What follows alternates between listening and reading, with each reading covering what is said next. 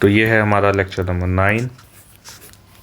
अभी तक हमने स्किल टेस्ट के काफ़ी वीडियोस कर लिए, इंटरव्यू के लिए भी 1-2 नॉलेज बेस्ड वीडियोस कर लिए। अब मैं आज जो करने वाला हूँ वो जेनरिक क्वेश्चंस जो इंटरव्यू में पूछे जाते हैं। जेनरिक क्वेश्चंस कैसे, लाइक आप अपना इंट्रोडक्शन दीजिए, आपके घर में क्या क्या काम होता है, आपने अब तक क्या क्या किया है, इन सारी चीज़ों के बारे में। उसके बाद कुछ मैं नॉलेज बेस्ड क्वेश्चंस पे भी आऊँगा, ठीक है। तो ये पर्सनल क्वेश्चंस हैं, सॉरी बाहर कुछ तो आवाज़ आ रही है, ठीक है। तो ये पर्सनल क्वेश्चंस हैं जो कि कुछ 10-12 ही मैंने निकाले हैं बस, ठीक है। उसके बाद नॉलेज बेस्ड क्वेश्चंस पे आएंगे, उनके मैंने आंसर्स भी कुछ दिए हैं। अभी इस पे मैं काम कर रहा हूँ, कुछ ही क्वेश्चंस लिख पाया हूँ, ठीक है, और इनके आंसर्स लिख लिए हैं। लेकिन जेनरिक क्वेश्चंस जो होंगे जो आपके खुद के होंगे, ठीक है, आपके खुद के क्वेश्चंस होंगे, उनके खुद के आंसर्स होंगे, ठीक है। एक सबसे पहला क्वेश्चन अगर देखें वो क्या होता है कि भाई इंट्रोडक्शन दे दो। अब आप अपना इंट्रोडक्शन फ्लुएंटली जिस लैंग्वेज में बोल पाएँ वो बहुत बेटर है। देखिए, आप जैसे कि इंटरव्यू के पैनल के सामने पहुंचते हैं, 1 2 3 या 4 लोग बैठे होंगे, 3 या 4 ऐसे बैठे होंगे, ठीक है। आप यहाँ बैठोगे, वो आपसे सबसे पहले पूछेंगे कि भाई किस लैंग्वेज में आपको बात करनी है। आप ऑब्वियसली बोलोगे कि जो भी मतलब लैंग्वेज आती होगी, मोस्ट ऑफ द केसेस में आप इंग्लिश ही प्रेफर करोगे कि इंग्लिश बोल लेंगे, या फिर हिंदी वाले ये बोलेंगे कि sir Hindi but little but English. ये बेस्ट आंसर होगा कि सर हिंदी बट उसके साथ साथ इंग्लिश भी बोलेंगे, लिटिल बट इंग्लिश, ठीक है। बिकॉज प्योर हिंदी में कोई भी आंसर दे पाना बहुत मुश्किल होता है, प्योर इंग्लिश में कोई आंसर दे पाना बहुत मुश्किल होता है ना। आप मतलब मोस्ट ऑफ द जो बच्चे हैं वो खिचड़ी हैं, खिचड़ी। उन्हें इंग्लिश आती है, वो समझ सकते हैं, वो बोल भी सकते हैं, लेकिन दिमाग में बोल सकते हैं, सामने किसी के बोलना थोड़ा सा मुश्किल रहता है ना। सेम सीन ऐसा है कि वो हिंदी में अपने आप के जो थॉट्स हैं वो बहुत अच्छे से क्लियर कर पाते हैं, लेकिन शुद्ध हिंदी भी नहीं, है ना। वो एसेलरेशन को एसेलरेशन ही बोलते हैं, त्वरण नहीं बोलते हैं, त्वरण बोलते हैं हिंदी में, ठीक है। तो वो हिंदी के साथ साथ कुछ इंग्लिश के वर्ड्स यूज़ करते हैं, जो कि बेस्ट केस सिनेरियो है, जो कि हर कोई समझ सकता है, ठीक है। तो इंटरव्यू में मेन मकसद हमारा यही है कि आप अपनी बात को सामने समझा पाएँ, ठीक। तो हिंदी और इंग्लिश, है ना। तो आप बोल सकते हो कि sir I am more comfortable in Hindi but technical terms I will use in English, ऐसे करके, या फिर लिटिल बिट इंग्लिश, ऐसे करके आपको अपना आंसर बताना है, बिल्कुल प्योर। मैं बिल्कुल आंसर एग्जैक्ट नहीं बोलने वाला कुछ भी, ठीक है। तो आपको इंट्रोडक्शन अपना खुद से तैयार करना है। इंट्रोडक्शन में क्या होता है भाई, अपना नाम हो गया, ठीक है। आपने जो भी एकेडमिक्स में अगर कुछ उखाड़ा है तो उसके बारे में बताइए, वरना बेसिक्स एकेडमिक्स भी बताने ही होते हैं, ठीक है। एरिया मेंशन कर सकते हैं, आपकी एजुकेशन कहाँ से हुई, आप किस जगह के हो, ये काफ़ी मैटर करता है इस जगह पे, किस जगह पे आप रहे हो, ठीक है। और ऑब्वियसली आपने जो AFSSQ भरा है उसमें बोला भी है, पूछा भी है कि आप जिस जगह पे 1 साल से ज़्यादा रहे हो उसके बारे में बताइए, ठीक है। तो भाई जिस जगह के बारे में वहाँ पे आप लिखो, उस जगह के बारे में आपको एक आइडिया होना चाहिए, ठीक है। ये हो गया। उसके बाद अपना फैमिली के बारे में बता सकते हो, ठीक है। उसके बाद आप क्या बता सकते हो, आपकी हॉबीज़, ये हॉबीज़ हैं, और अगर आपका कोई अचीवमेंट है वो, ठीक। इसका सीक्वेंस में आप सबसे पहले नाम अपना फिक्स रखिए, एकेडमिक और एरिया फिक्स रखिए, उसके बाद इन सारी चीज़ों को आप ऊपर रख सकते हैं, और लास्ट में आप हॉबीज़ और अचीवमेंट को रखिए, बीच में आप ऊपर और नीचे कर सकते हो, ठीक है। ये हो गया आपका इंट्रोडक्शन। इसको आप प्रॉपर अपने कॉपी पे लिखिए, उसको याद कर लीजिए, है ना। और याद किया हुआ मत बोलिए, लेकिन, है ना, आप उसको सेट कर लीजिए दिमाग में कि भाई ऐसे ऐसे बोलना है। सोच के देखिए कि आप गए पैनल के सामने, आपसे उसने बोला इंट्रोडक्शन, आपने रटाया बिल्कुल ख़तरनाक से बोल दिया। उसके बाद उसने उससे ही निकाल के बोला कि how your hobby is going to help the IB। Then आप जो बोलने चले वो आप ऐसे लड़खड़ाते हुए बोल रहे हो। यहाँ पे तो बिल्कुल फ्लुएंट थे, यहाँ पे लड़खड़ा रहे हो, तो क्या लगेगा? ऑब्वियसली मतलब ऐसा लगेगा कि भाई सिर्फ रट्टा ही है ये, है ना। अपने रियल थॉट्स तो जब बताने की बात आती है तो गायब, ठीक है ना। तो ऐसे जेनेरिक लगे, है ना, बहुत रट्टा हुआ नहीं, बोलने का जो भी इंट्रोडक्शन, आपके बोलने का जो सलीका रहे वो एक जेन्युइन सा फील देना चाहिए, ठीक। तो सबसे पहला क्वेश्चन हो गया आपका इंट्रोडक्शन, या तो आपको पता होना ही चाहिए अच्छे से। फिर इस क्वेश्चन का आप आंसर ढूंढिए कि आप इंटेलिजेंस ब्यूरो में क्यों ज्वाइन करना चाहते हैं, ठीक है, क्यों इंटरेस्टेड हैं, है ना। तो जैसे कि कई लोग डिफेंस बैकग्राउंड से होंगे, जो डिफेंस के लिए प्रेप किए होंगे, ठीक है, तो उनके पास एक अच्छी बात होगी कि भाई मैं तो डिफेंस के लिए प्रेप कर रहा हूँ कंटिन्यू, है ना, मैंने इतने SSBs दिए हैं, है ना, और मेरा जो ड्रीम जॉब है, मेरा जो ड्रीम रिस्पॉन्सिबिलिटी मैं लेना चाहता हूँ वो यही है कि मैं नेशन को सर्व कर सकूँ उसके बेस्ट केस सिनेरियोज़ के साथ। वो होगा मैं फर्स्ट लाइन ऑफ डिफेंस में खड़ा होकर सर्व कर रहा हूँ, ठीक है। तो उसमें इंटेलिजेंस ब्यूरो बहुत हेल्प करेगा, ठीक है। एक तो ये डिफेंस वालों के लिए हो गया। दूसरा क्या हो जाता है, कोई सपोज करो कि बोलता है कि मेरा ड्रीम ही था IB में जाना, ठीक है, ये थोड़ा सा जेन्युइन कम लगता है, इसको आप जेन्युइन अगर बना सकें तो बोल दीजिए, ठीक। बहुत मैं इस जॉब से काफ़ी फैसिनेटेड हूँ कि मुझे काफ़ी इंटरेस्टिंग लगती है इस तरीके, ठीक है। आपको इसके बारे में आंसर खुद से सोचना है और बहुत ऐसा फिल्मी सा आंसर नहीं देना है, क्यों, है ना। और साथ साथ आप ये भी बता सकते हैं कि इसमें आपको, मतलब अगर आप बोलते हो इस बात को कि इसमें अच्छी ग्रोथ है ना, और एक बढ़िया सैलरी मिल रही है, तो भी आपकी कोई बात गलत नहीं है, बिकॉज बिना पैसे के आप काम नहीं करने वाले कहीं पे भी, तो अच्छी सैलरी के लिए आप काम कर ही रहे हो, तो इसको भी आप बता सकते हो, ठीक।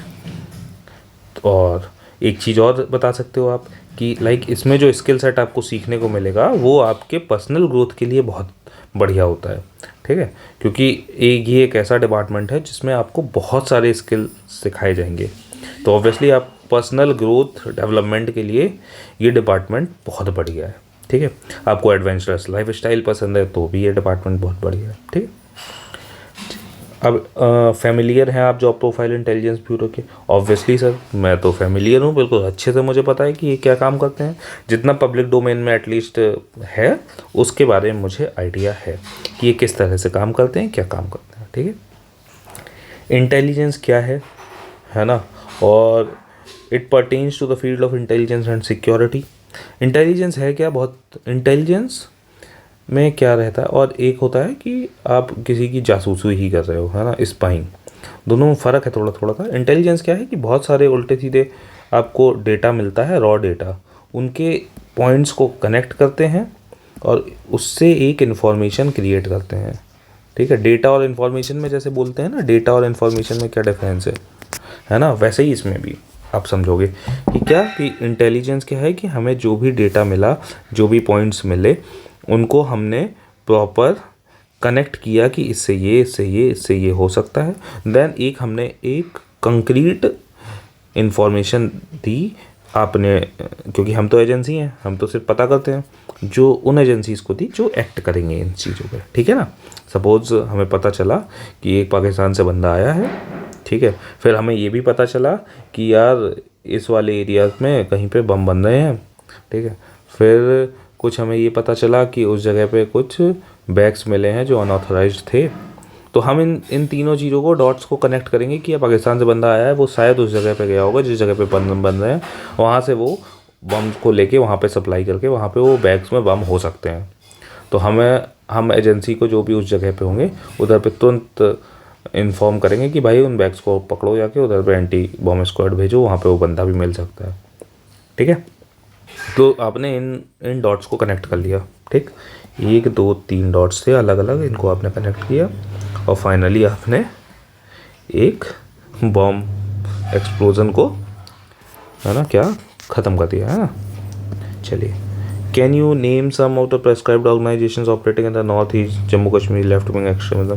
ये मैंने इसमें इसलिए डाल दिया क्योंकि मैं इसको पढ़ा चुका हूँ, ठीक है, नॉर्थ ईस्ट वाले को पता ही चुका हूँ, जम्मू कश्मीर का सबको पता होता है, ठीक है। लेफ्ट विंग एक्सट्रीमिज्म अभी मैंने नहीं बताया, इसके बारे में मैं बता दूंगा, ठीक है। राइट विंग और लेफ्ट विंग एक्सट्रीमिज्म होता क्या है पता होना चाहिए, बहुत इंपॉर्टेंट चीज़ है, ठीक।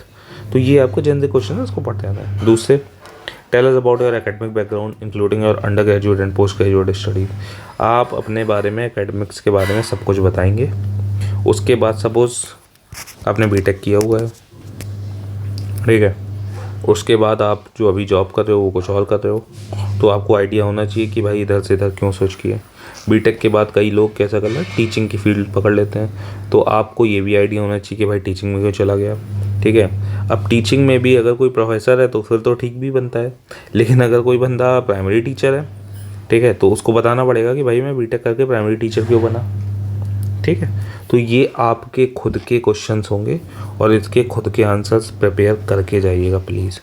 मैं अपना लास्ट टाइम का बताऊँ, मेरे से सिंपल सा पूछा था कि मैं किस में जॉब करता हूँ, उसमें कितनी सैलरी है, एग्जैक्ट सैलरी बताओ, और वो चीज़ इस आईबी में कैसे हेल्प करेगी, ठीक है। एक पूछा था हॉबी मेरी कैसे हेल्प करेगी, ठीक। Tell us about your academic background हो गया ये। If you have previous work experience, आपका जो वर्क एक्सपीरियंस है उसके बारे में बताइए और उसको डायरेक्टली लिंक करिए, डायरेक्टली और इनडायरेक्टली लिंक करिए कि वो आईबी में कैसे हेल्प कर सकता है, ठीक है। देखो बहुत सिंपल सा एक चीज़ हमेशा ध्यान रखना कि कोई भी नॉलेज आपको मिली हो वो हेल्प करेगी इस डिपार्टमेंट को, ठीक है। कोई भी नॉलेज वेस्ट तो नहीं होती है, तो आप इस बात को तो हमेशा जहन में रखिए कि सर मे बी आपने कोई गलत डिसीज़न लिया हो, लेकिन उससे मुझे जो नॉलेज मिली, जो भी उसकी लर्निंग्स थी, वो मुझे लाइफ में खुद को डेवलप करने के लिए बहुत हेल्पफुल रही हैं। और जैसे जैसे उसकी वजह से मेरा कॉन्फिडेंस भी बूस्ट हुआ, है ना, क्योंकि आपको एक स्किल सेट आ गया और वो ऑब्वियसली कहीं ना कहीं कभी ना कभी इसमें भी हेल्प करने वाला है, ठीक है। फिर आपके खुद के सिनेरियोज अलग होंगे कि आपने क्या किया है ना, आप किस जॉब में थे, वो किस वजह से रहे, और आप क्लियर कट ये बता सकते हो कि भाई मुझे उसमें पैसा ठीक मिल रहा था, है ना, या फिर मुझे पार्ट टाइम जॉब की रिक्वायरमेंट थी, इस वजह से मैंने, ये मेरे इंटरेस्ट में तो नहीं था लेकिन बिकॉज, है ना, कुछ फाइनेंशियल कंडीशंस थी या फिर मुझे रिक्वायर्ड था, है ना, तो फिर मैंने खुद की पॉकेट मनी के लिए उस काम को किया, चलेगा, सॉर्टेड है, ठीक है, जेन्युइन लगता है ये। Can you provide some information about your family background. भाई अपने फैमिली के बारे में आपको खुद से पता होगा, उनके घर पे काम क्या होता है, उस काम से आपने कितना सीखा, आप कितनी मदद करते हो अपने घर वालों की उस चीज़ों में, उन सारे बारों में आपसे पूछा जाएगा और आपको बताना होगा अच्छे से, है ना। वो चीज़ आपकी दिखाती है आप कितने रिस्पॉन्सिबल हो, ठीक है। आप मल्टीटास्किंग हो या नहीं हो, है ना, आप घर की जिम्मेदारियां उठा सकते हो साथ साथ या नहीं, आप या फिर सिर्फ पढ़ाई में लग गए हो तो सिर्फ पढ़ाई किए जा रहे हो, ये तो कोई अच्छी बात नहीं हुई ना, सिर्फ उसी में लगे हुए हैं, नहीं सर हम कुछ नहीं कर सकते हैं, हम सिर्फ पढ़ाई करते थे, ये अजीब सी बात लगती है ना।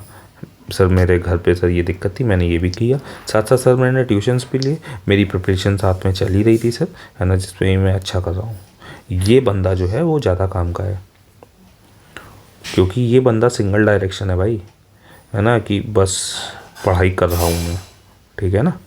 तो आप जब फैमिली बैकग्राउंड को बता रहे हो तो डायरेक्ट सिंपल फैमिली बैकग्राउंड नहीं बताना है, फैमिली बैकग्राउंड के साथ इस तरीके से बताना है कि इधर देखो फैमिली बैकग्राउंड में आप क्या होता है कि आपके मदर क्या हैं, फादर क्या हैं, ठीक है, फादर क्या काम करते हैं, मदर क्या काम करती हैं, फादर के इस काम से मुझे ये सीखने को मिला, है ना, मैं इसमें ये कराता हूँ, ठीक है।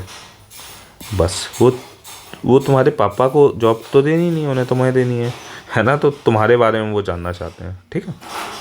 चलो, how do you plan to apply your academic knowledge in your role at the IB. मैंने बताया कि जो टीचिंग प्रोफेशन में है सपोज़, है ना, कुछ पढ़ा रहे हैं, क्योंकि मोस्ट ऑफ लोग ना ट्यूशन व्यूशन पढ़ाने लगते हैं, ठीक है, या फिर कुछ आईटी वगैरह में ही है, तो इनका तो डायरेक्ट स्कोप दिखा सकते हैं कि भाई आईटी में मुझे नॉलेज है ना। उसके बाद जो टीचिंग वाले हैं कि सर मैं बच्चों को समझ सकता हूँ, उनके पेरेंट्स के साथ डील करना होता है ना, मैं लोगों के साथ डील कर सकता हूँ, मैनेजमेंट सीख रहा होता हूँ मैं, है ना, तो वो सारी चीज़ें बता सकते हैं। उसके बाद कौन से प्रोफेशनल्स में रहते हैं, कुछ होते हैं लाइक सरकारी में ही है, ठीक है, एलडीसी या फिर, है ना, या फिर किसी और पोस्ट में ही, है ना, इक्विवेलेंट सी। तो सर ऑब्वियसली सर ग्रोथ के लिए और मेरा इंटरेस्ट है, ठीक है, ये सारी चीज़ें आप बता सको। और आपकी जो भी जॉब प्रोफाइल में हो आप, वो आप उसका नॉलेज कैसे अफेक्ट करेगा, कैसे हेल्पफुल रहेगा डिपार्टमेंट को, वो बताओ।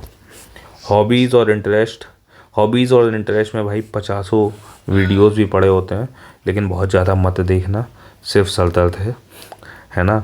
सिंपल सी एक या दो हॉबीज़ जो हों आपकी रियल में, है ना, और होती ही हैं। अगर हॉबीज़ ना हो तो इंटरेस्ट बता देना। मैंने अपनी कुकिंग बताई थी, कुकिंग बताई नहीं थी, मेरा तो फेवरेट पास टाइम है कुकिंग। तो मेरे से ये पूछा था कि ये बताओ किस काम की है, तो मैंने यही बोला था कि सर मैं अकेले रहूँगा अगर किसी जगह पे तो बढ़िया से बना के खा सकता हूँ, खिला सकता हूँ अपने टीममेट्स को, ठीक है। दूसरा था मेरा पोइट्री, ठीक है। तो मैंने इसमें कुछ अचीव भी है, मैंने बोला था कि सर मैं पब्लिश्ड राइटर हूँ, ठीक है। दूसरा क्या कि ये चीज़ मुझे जब लाइक लैंग्वेज की पकड़ देती है, ठीक है, तो मैं अपनी लैंग्वेज का, है ना, इनके बोलते हैं ना फ्रेजेस का मैं यूज़ कर सकता हूँ लोगों के इमोशंस को पकड़ के, है ना, चीज़ें बाहर निकालने का। लाइक हमारा इन्फॉर्मेशन गैदरिंग है ना, है ना, तो मैं इमोशंस को बहुत अच्छे से पकड़ सकता हूँ, उनको फील कर सकता हूँ, है ना। वो हमेशा हेल्पफुल रहेंगे सामने वाले के का ट्रस्ट गेन करने के लिए। मैंने ऐसे करके बोला था, ठीक है। तो मेरी ये थी, तो आपको भी अपनी हॉबीज़ कुछ बतानी है, साथ साथ हॉबीज़ कैसे हेल्पफुल होंगी अपने डिपार्टमेंट को, वो तो ज़रूर बताना है। एक्स्ट्रा करिकुलर एक्टिविटीज़ में, स्पोर्ट्स में, कुछ आर्ट एंड कल्चर में आप अगर हैं इन्वॉल्व तो उसको बताइए। आर्ट एंड कल्चर में है तो भाई बहुत बढ़िया बात है, आप कल्चर को समझते हैं, ठीक है, उसके इम्पोर्टेंस को समझते हैं, है ना। नॉर्थ ईस्ट जैसे एरिया में अगर आपको पोस्टिंग मिली है, आप कल्चर को समझ सकते हैं, उनके एटलीस्ट कल्चर को फील कर सकते हैं, उसकी इम्पोर्टेंस को समझ सकते हैं, देन आप एक्ट करोगे। आपके एक्शन से डिफरेंट होंगे जिसको आर्ट एंड कल्चर के बारे में कोई आइडिया ही नहीं है, ठीक है। आपके स्ट्रेंथ्स और वीकनेसेस आपको पता होंगे, आपको पता होने चाहिए। और अगर नहीं पता है ना, तो आज के दिन 2-4 घंटे, मतलब सुबह आधा घंटा, शाम को आधा घंटा, और ऐसे ही 2-3 के उसमें स्ट्रेंथ और वीकनेसेस अपने लिखिए, अपने प्रीवियस एक्शंस के साथ लिखिए, ठीक है, कि मैंने ये किया। ऐसा मत लिख दीजिएगा कि सर मैं हार्ड वर्किंग हूँ, ना, बिल्कुल नहीं, ऐसा नहीं चलेगा। मैं अगर लिख रहा हूँ कि सर मैं हार्ड वर्किंग हूँ, तो साथ साथ ये भी लिखिए कि मैं क्यों हूँ हार्ड वर्किंग, मैंने क्या किया है अब तक, ठीक है। मैंने ऐसा क्या कर दिया कि कोई तुम्हें बोले कि यार ये तो मेहनती लड़का है। और अगर आप वीकनेसेस भी बता रहे हो तो ये बताइए कि सर मैंने इसके लिए ये किया है, मेरा इतना डेवलपमेंट हो गया। मतलब एक बहुत मतलब नॉर्मल सा बताऊँ कि मेरी राइटिंग सर गंदी है, और मेरी है, तो मैं ये भी बताऊँ कि सर मैं इसके लिए क्या कर रहा हूँ, है ना। अभी मेरी इतनी ग्रोथ तो हुई है या फिर हो जाएगी, ठीक है। मेरी नॉलेज में सर दिक्कत है, नॉलेज कम है, ठीक है, तो मैंने इसके लिए ये पढ़ना शुरू किया है, ठीक है। मेरे करंट अफेयर्स में दिक्कत है, मतलब वीकनेसेस मैं बता रहा हूँ, ठीक है। तो इस तरीके से आपको, मेरा एकेडमिक बढ़िया नहीं है, मेरा स्पोर्ट्स में बढ़िया नहीं है, मैं थक जाता हूँ, है ना, मेरा स्टेमिना बिल्डअप में काम चल रहा है, कुछ भी बताइए, लेकिन उसके साथ आप क्या कर रहे हो ये ज़रूर बताइए, ठीक है। क्योंकि अगर आप ये नहीं बताते हो तो फिर तो ये कैसा लगेगा, मतलब सिंगल एडजेक्टिव्स में मत लिखिए कि हार्ड वर्किंग, परसिवरेंट, और क्या होते हैं वैसे करके होते हैं ना, 2-4-5 एडजेक्टिव रट लिए जाते हैं और वो बता दिए जाते हैं, ठीक है, वो नहीं चलेगा। आप अभी क्या कर रहे हैं, इस टाइम पे आप क्या कर रहे हैं, वो बहुत इम्पोर्टेंट है। अभी क्या कर रहे हैं, जैसे कि आप जॉब में हैं अगर, तो फिर तो बहुत बढ़िया है। अगर आप जॉब में नहीं हैं, प्रिपरेशन फेज़ में है, तो वो बताइए, ठीक है। और जब भी आप प्रिपरेशन फेज़ का बताएं तो मैं सजेस्ट करूँगा कि आप टारगेट कुछ अच्छा बताएं, है ना। ये टारगेट मत बता दीजिए कि सर मैं इस बार ही एसएससी एमटीएस की प्रिपरेशन कर रहा हूँ और तो फोड़ ही दूँगा। प्लीज़ टारगेट एटलीस्ट अपना अच्छा बताएं कि लाइक सर मैं यूपीएससी की प्रेप कर रहा हूँ, है ना। मैं ये नहीं कह रहा कि झूठ बोल दीजिए, लेकिन एसएससी एमटीएस अगर आपने खुद का टारगेट ले भी रखा है ना, तो वो बहुत गलत टारगेट है यार। उसको आप खुद अपग्रेड करो पहले तो, और वही अपग्रेडेड चीज़ें, अपडेट चीज़ आप उधर पे बताओ, ठीक है। टारगेट सीजीएल तो बताओ एटलीस्ट, सीजीएल में बढ़िया पोजीशन तो बताओ एटलीस्ट, है ना। अगर आपकी एज कम है, आप आईबी के लिए आ रहे हो, तो बताओ तो डिफेंस में अपन जाना चाहते हैं, सर मैंने एफकेट का इस बार एग्ज़ाम दिया था, इतने एसएसबी मैं गया हूँ, इतने कॉन्फ्रेंसेस मैंने फेस किए हैं, इस चीज़ों को बताओ। आपके टारगेट्स एटलीस्ट दिखने चाहिए कि आपका विज़न कुछ तो है। अगर ये आपका विज़न है तो ये मत ही बताओ, और अगर ये है तो इसको भाई अपडेट करो। ये टारगेट नहीं होना चाहिए, ठीक है। कई लोगों का होता भी है, लेकिन नहीं होना चाहिए, ठीक है। तो ये जेनरिक क्वेश्चंस के थे, हैं, ये पर्सनल क्वेश्चंस जिसके आपको सबसे ज़्यादा एफर्ट डालना हो और ये सबसे ज़्यादा मैटर करते हैं, ठीक। और इसमें आप ये नहीं बोल सकते हो कि सर आई एम सॉरी, है ना। जब नॉलेज कुछ पूछा जाए, आपसे नेट ग्रेड पूछ दिया सपोज़, आप बोल सकते हो सर आई एम सॉरी, मुझे नहीं पता सर, है ना, कि भाई ये दिक्कत थी, नहीं पढ़ पाया, नहीं वो पॉइंट नहीं पता मुझे, बात ख़त्म। लेकिन अगर आपसे कोई बोले कि अच्छा ये बताओ यार फैमिली बैकग्राउंड आपका कैसे हेल्प करेगा, तो ये आप बोल दो कि नहीं सर आई एम सॉरी, मुझे नहीं पता, तो फिर कहेगा कि भाई आपका कोई ओपिनियन है भी या नहीं, आपको कुछ पता ही नहीं है। तो वो चीज़ें हैं, इधर पे आप ये नहीं बोल सकते हो आई एम सॉरी, क्वेश्चंस नहीं है ये, है ना। इसमें आपको कभी answer no sir I am sorry नहीं बोलना है, आपको इसमें अपने ज्ञान दे देना है, ठीक है। हिंदी और इंग्लिश का मिक्स करके बोलिए, है ना, बहुत सही रहेगा, ठीक है। क्योंकि बिल्कुल आपकी लैंग्वेज जज नहीं होती है, लेकिन शुद्ध हिंदी में बोलना बहुत मुश्किल होता है, तो मिक्स करके बोलिए, ठीक है। चलिए फिर, थैंक यू। मैं ये वाला लेक्चर ट्राई करता हूँ कि आज या फिर कल तक इसको डाल दूँगा, है ना। ये है नॉलेज बेस्ड क्वेश्चन, इनमें एक्चुअली आंसर्स भी लिख रहा हूँ मैं, है ना, ताकि आपको कुछ तो फ़ायदा रह जाए, है ना। और दूसरा ये भी है कि इनकी पीडीएफ में, है ना, जैसे 8 से आपका इंटरव्यू स्टार्ट है ना, उससे जस्ट पहले तक तो मैं डाल ही दूँगा यार पीडीएफ, ठीक है। तो पीडीएफ के लिए चैनल वगैरह बनाना है मुझे, मैं थोड़ा टेकी नहीं हूँ ज़्यादा, ठीक है। So thank you, thank you और थैंक यू फॉर 80 सब्सक्राइबर्स, मज़ा ही आ गया। चलिए बाय।